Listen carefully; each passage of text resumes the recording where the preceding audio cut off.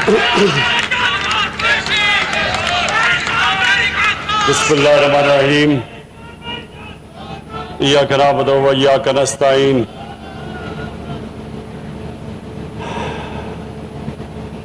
جناب وزیر اعلیٰ پنجاب عثمان بزدار، میرے فیڈرل منسٹرز، پروونشل منسٹرز، خواتین و حضرات، میں پہلے تو آج یہ کہنا چاہتا ہوں پبلک سے کہ عثمان بزدار کو کیوں میں نے چوز کیا پنجاب کا وزیر اعلیٰ۔ ہر قسم کی میں دیکھتا ہوں میڈیا میں تنقید ہوتی ہے عثمان بزدار کے اوپر، میرے سے کم ہوتی ہے لیکن ہوتی ہے، اور بڑے ایک کیمپین چلتی ہے کہ وزیر اعلیٰ پنجاب اہلیت نہیں رکھتے پنجاب کا وزیر اعلیٰ بننے کے لیے،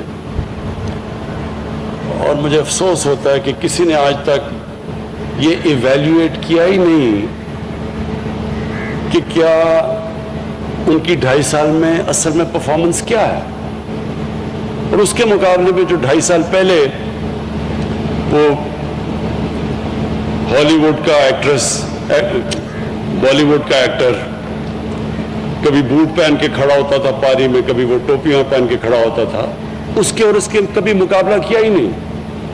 موازنہ تو کریں کہ اس نے کیا اپنے 2.5 سالوں میں کیا اور اس نے کیا کیا۔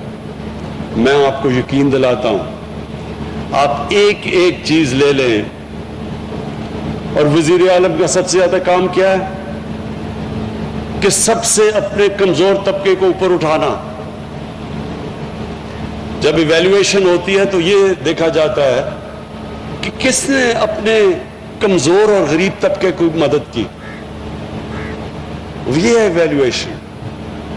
یہ نہیں ہے کہ وہ اربوں اربوں روپیہ اپنی سیلف پبلسٹی میں، تصویروں میں، ہر روز اشتہاروں میں خرچ کر دے، میڈیا کو رشوت دے اور اپنی پبلسٹی کروا لے۔ اصل میں ایویلیویشن ہونی چاہیے کہ کس نے اپنے کمزور طبقے کی مدد کی۔ دیکھیں، کیونکہ میں بھی آتا ہوں، اصل تو آج ہمارا ایک بڑا ہسٹوریکل آج ایونٹ ہے ساؤتھ پنجاب کے سیکریٹریٹ کا۔ اس پہ آنے سے پہلے میں یہ کہنا چاہتا ہوں کہ میں پاکستان کی پولیٹکس میں کیوں آیا۔ ایک آدمی جس کو اللہ سب کچھ دے چکا تھا، زیادہ تر پاکستان کے پولیٹیشنز کو کوئی جانتا ہی نہیں تھا پولیٹکس سے پہلے۔ میں تو وہ تھا جس کو سب جانتے تھے اور اچیو کر چکا تھا، بڑا نام تھا، اللہ نے سب کچھ دیا تھا، کوئی ضرورت نہیں تھی کسی کام کرنے کی، نہ بھی کوئی کام کرتا تو آرام کی زندگی گزار سکتا تھا۔ میں صرف اس لیے آیا کہ میں نے دیکھا کہ پاکستان میں ایک چھوٹا سا طبقہ ملک کا خون چوس رہا ہے، اس کو ایلیٹ کیپچر کہتے ہیں۔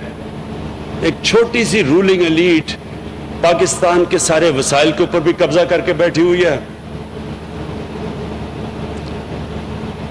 ان کے لیے ایک پاکستان، عوام کے لیے دوسرا پاکستان، قانون ان کے لیے اور پاکستانیوں کے لیے اور قانون، مجھے کریں، کرپشن کریں۔ ان کی ڈیلز ہوتی تھی، این آر اوز ہوتے تھے، ان کو پاکستان کا انصاف کا نظام کچھ نہیں کہتا تھا۔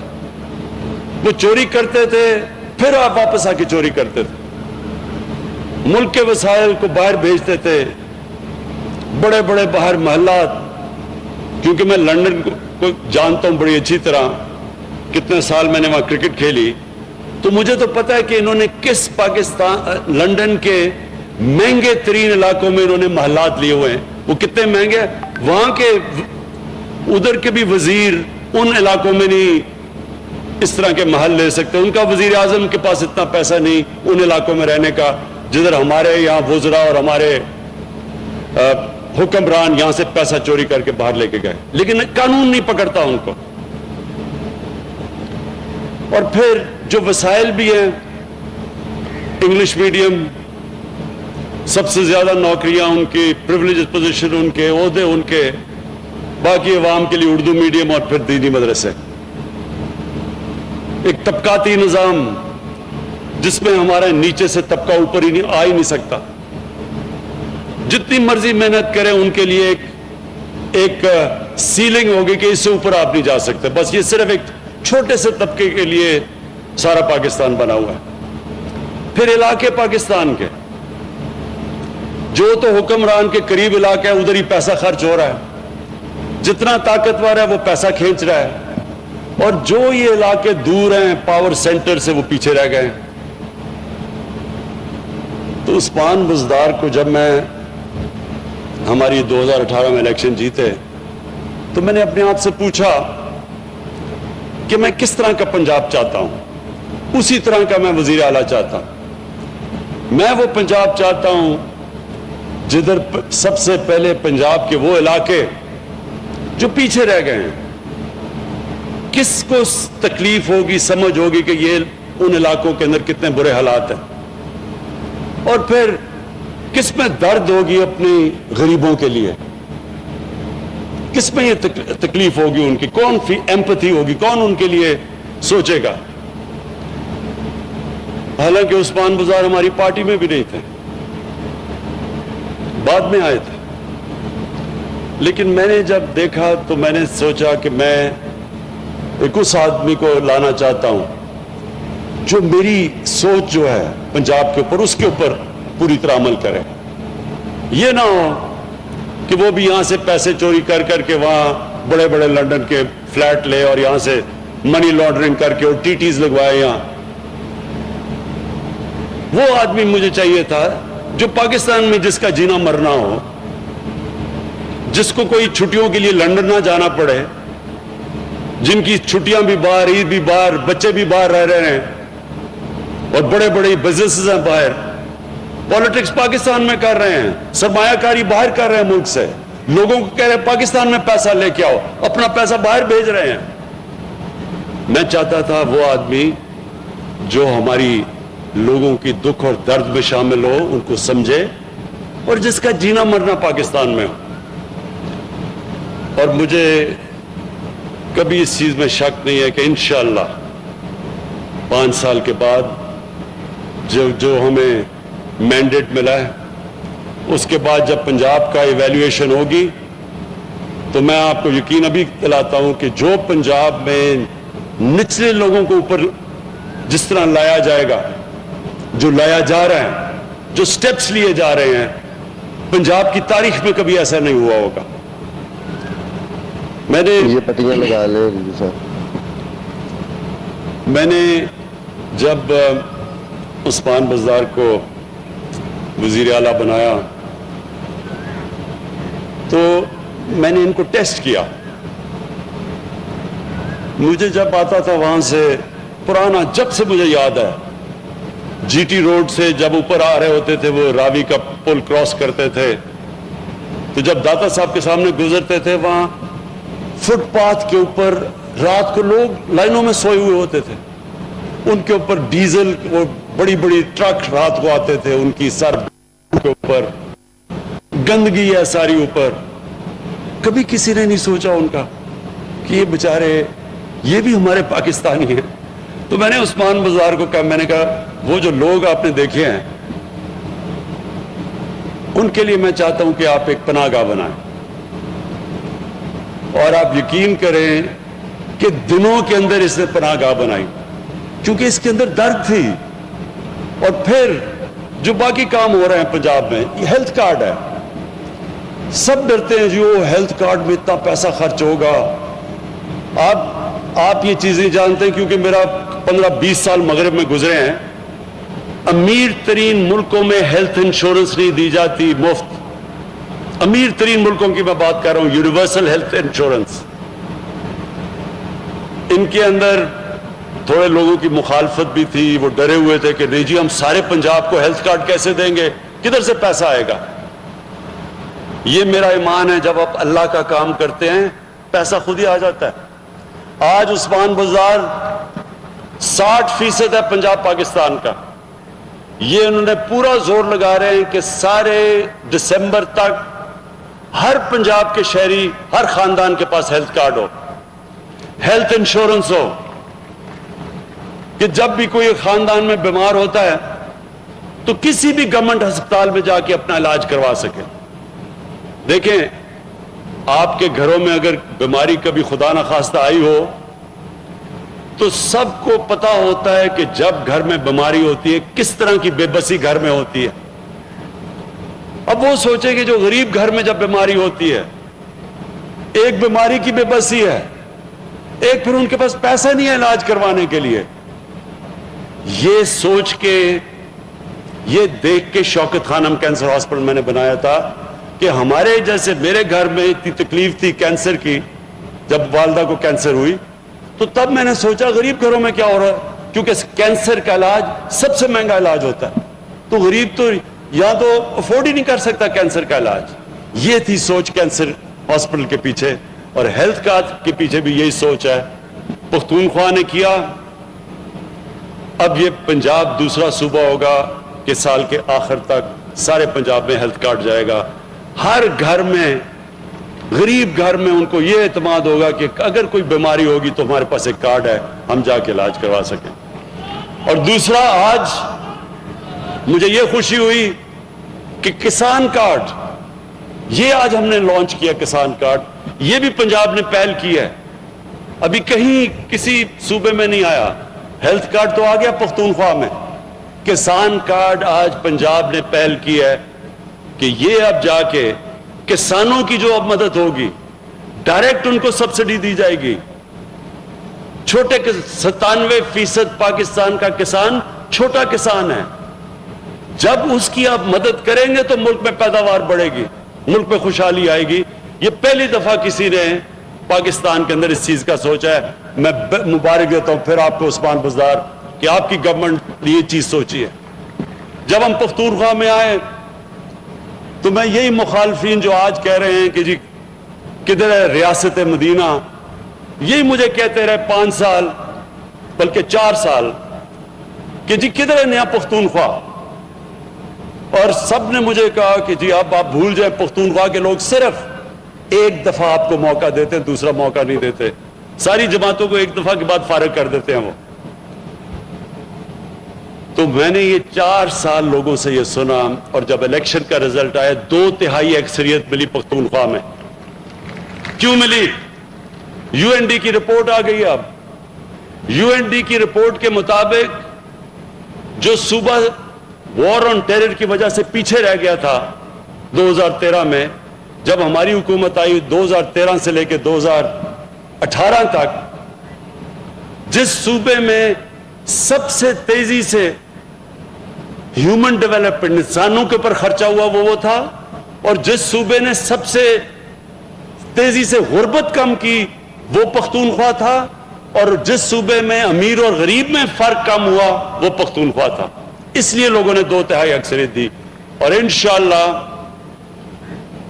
5 سال کے بعد پنجاب میں لوگ یہ یاد رکھیں گے، یہ نہیں کہ وہ بڑے بڑے شہروں کے اندر امیر لوگ کیسے رہ رہے ہیں، وہ یہ دیکھیں گے کہ پنجاب کے غریب لوگوں کی کس نے مدد کی۔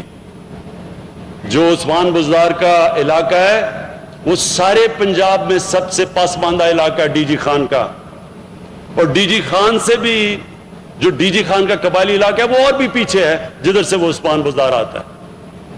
تو اس لیے جو آج اس نے پیکج اناؤنس کیا آپ کے لیے، ملتان کے لوگوں کے لیے، مجھے یہ بڑی خوشی ہے کہ اب یہ سوچ آ گئی ہے کہ ہم نے سارے علاقے کی ڈیولپمنٹ کرنی ہے، صرف ایلیٹ کے علاقوں کی ڈیولپمنٹ نہیں کرنی۔ لاہور کے اندر بھی ڈیولپمنٹ جو کی گئی تھی وہ ان علاقوں میں تھی جدھر سب سے زیادہ تو جو تخت لاہور کا رائل خاندان باسرا تھا، وہ انہوں نے پبلک کے اتنا پیسہ اپنا باہر رکھا ہوا ہے، اور اس کی ڈیولپمنٹ عوام کے ٹیکس کے پیسے سے کی، سارا رائیونٹ کے علاقے میں۔ یہ اب ہم سارے علاقوں میں، اور پاکستان، میرا چیلنج یہ ہے کہ پاکستان کے جو علاقے پیچھے رہ گئے ہیں، قبائلی علاقہ جو مرج ڈسٹرکٹس ہیں، بلوچستان کے علاقے، اندرون سندھ، یہ جو ساؤتھ پنجاب ہے، میری پوری اب کوشش ہوگی کہ انشاءاللہ جو بھی ہمارے قدم اٹھائے گئے، جو بھی ہم جس طرح بھی اپنا بجٹ بنائیں، ہمارے کمزور اور غریب علاقے اوپر آئیں۔ اب میں آتا ہوں جس کے لیے یہ ہماری فنکشن ہے، ساؤتھ پنجاب کا سیکٹریٹ۔ دیکھیں، اب تو آج تو ملتان کے سیکٹریٹ کا میں نے اوپننگ کی ہے، انشاءاللہ بہاولپور کے سیکٹریٹ کے بھی میں اگلی باری اوپننگ کروں گا۔ میرا اس پہ رائے پہلے دن سے یہ تھی کہ ساؤتھ پنجاب پیچھے رہ گیا، کیونکہ میں نے یہ سارے علاقے اپنی 15 سال تو ہماری پارٹی بڑی چھوٹی سی پارٹی تھی، بلکہ مجھے یاد ہے میں نے شاہ محمود کو بھی دعوت دی تھی پارٹی میں آنے کے لیے، لیکن شاہ صاحب نے تب دیکھا کہ ابھی تھوڑا سا ذرا ٹھہر جاؤ، میں تمہیں دیکھوں گا کیا کرتے ہو۔ تو سنیں تو سارے پاکستان میں پھرا، کوئی پاکستان کا علاقہ نہیں جو میں نے 15 سال میں نہیں گیا، اور میں ساؤتھ پنجاب میں غلطی سے جب دورے 2 دفعہ کیے تو وہ جولائی کا مہینہ تھا، اور میں نے کبھی اتنی گرمی نہیں دیکھی جتنی ساؤتھ پنجاب میں ہے، اور بجلی بھی چلی جاتی تھی تو رات کو نیند بھی نہیں آتی تھی کیونکہ لوڈ شیڈنگ تھی تب۔ لیکن واضح تھا کہ ساؤتھ پنجاب پیچھے رہ گیا، اور اب سٹیٹسٹکس اس چیز کی گواہی دیتی ہیں کہ 33% کی آبادی ساؤتھ پنجاب کی، اور صرف جو بجٹ ایلوکیشن تھی وہ 17% تھی۔ ہاشم نے مجھے فگرز دیے ہیں کہ 7 سالوں میں جو ساؤتھ پنجاب کا جو بجٹ تھا، جو ہونا چاہیے تھا، اس کی ری ایلوکیشن ہو گئی واپس شہباز شریف نے جدھر فیصلہ کیا، کیونکہ وہ تو ایک آدمی فیصلہ کرتا تھا، تو اس میں ساؤتھ پنجاب نے 7 سالوں میں 260 ارب روپے کا نقصان ہوا۔ جو پیسہ یہاں خرچ ہونا چاہیے تھا وہ کہیں اور خرچ ہوا، ساؤتھ پنجاب کا پیسہ تھا۔ تو اس لیے ساؤتھ پنجاب کے لوگوں کی اتنی خواہش ہے یہ کہ ساؤتھ پنجاب کا علیحدہ صوبہ بنے، اور یہی آپ کے سامنے ہے یہ سٹیٹسٹکس کہ 260 ارب روپیہ جو 7 سال میں ساؤتھ پنجاب میں خرچ ہونا چاہیے تھا وہ کہیں اور خرچ ہوا۔ اور دوسری چیز نوکریاں، کہ ایک 33% اگر صوبے کا سائز ہے، اس کی آبادی ہے، تو اس کو اسی کے مطابق نوکریاں ملنی چاہیے، اس کا کوٹا ہونا چاہیے۔ تو یہ بھی آج فیصلہ ہو گیا ہے کہ ساؤتھ پنجاب کو اس کے سائز، اس کی آبادی کے سائز کے مطابق اس کو نوکریوں کے اندر کوٹا ملے گا۔ اور سب سے بڑی بات یہ کہ ساؤتھ پنجاب کے لوگوں کے لیے آسانی، وہاں رحیم یار خان سے، بہاول نگر سے، بہاولپور سے یا ملتان سے لاہور جانا زیادہ بہتر ہے کہ ادھر آپ کے مسئلے مسائل کا حل ہو، آپ کے فیصلے ہوں۔ تو یہ ہر طرح یہ سیکٹریٹ ایک شروعات ہے، اور انشاءاللہ پہلا موقع پہ یہ ہم جا کے اس کی کانسٹیٹیوشنل امینڈمنٹ کی طرف جائیں گے کہ ساؤتھ پنجاب کا علیحدہ صوبہ بنے، اور انشاءاللہ وہ اب بنے گا۔ میں آخر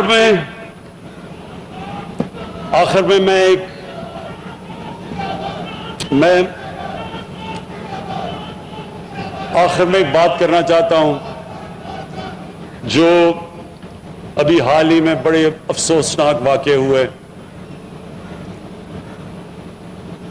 کہ فرانس کے اندر ہمارے حضور کی شان میں گستاخی کی گئی اور کوئی خاکے چھپے، تو اس کے اوپر ایک جماعت نے آ کے حکومت کی کن پٹی پر بندوق رکھ کے اور کہا کہ جی فرانس کے ایمبیسڈر کو واپس بھیجو۔ اب میں سارے اپنے قوم کو کہنا چاہتا ہوں کہ ہم سب،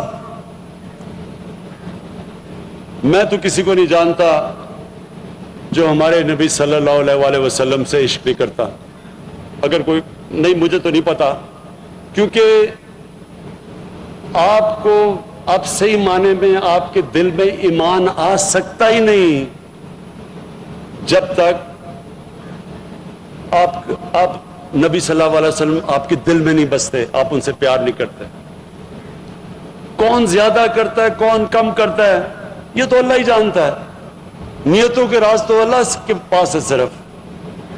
لیکن میں ایک چیز جانتا ہوں کہ کون سا ہمیں اب سب کو، اگر ہم ان سے عشق کرتے ہیں اور ہمیں تکلیف ہوتی ہے کہ ان کی شان میں کوئی گستاخی کرتا ہے، تو اس کا طریقہ کیا ہے کہ ہم ان کو روک سکیں؟ باہر کے ملک کے لوگ ہیں، ہم ان کو کیسے روکیں؟ دو طریقے سامنے آ گئے آپ کے۔ ایک طریقہ ٹی ایل پی کا ہے کہ جناب یہاں اسلام آباد پہ ہلہ بول دو، گورنمنٹ کے اوپر پریشر کرو کہ جو فرانس کے ایمبیسڈر کو واپس بھیج دے۔ یہ ان کا طریقہ ہے، مظاہرے کرو، توڑ پھوڑ کرو پاکستان میں۔ تو کیا اس سے یہ رک جائیں گے؟ فرانس اور یورپ میں جو لوگ اور امریکہ میں جو یہ ان کی شان میں گستاخی کرتے ہیں، کیا یہ رک جائیں گے؟ اور ایک میرا طریقہ اور میری گورنمنٹ کا طریقہ ہے، مقصد ایک ہی ہے۔ ہمیں تکلیف ہوتی ہے یہ جب بھی کوئی ان کی بے حرمتی کرتا ہے، ہم سب کو تکلیف ہوتی ہے۔ طریقہ کیا ہے اس کو ختم کرنے کا؟ ٹی ایل پی کا طریقہ آپ کے سامنے آ گیا۔ میرے پاکستانیوں، میں مغرب کو سب سے بہتر جانتا ہوں۔ کوئی مغرب کو اس طرح اندر نہیں سمجھتا جو میں سمجھتا ہوں۔ زندگی کے میرے 20 سال گزرے وہاں پروفیشنل کرکٹر ہو کے یونیورسٹی میں آ گیا، میں ان کی سوچ کو جانتا ہوں۔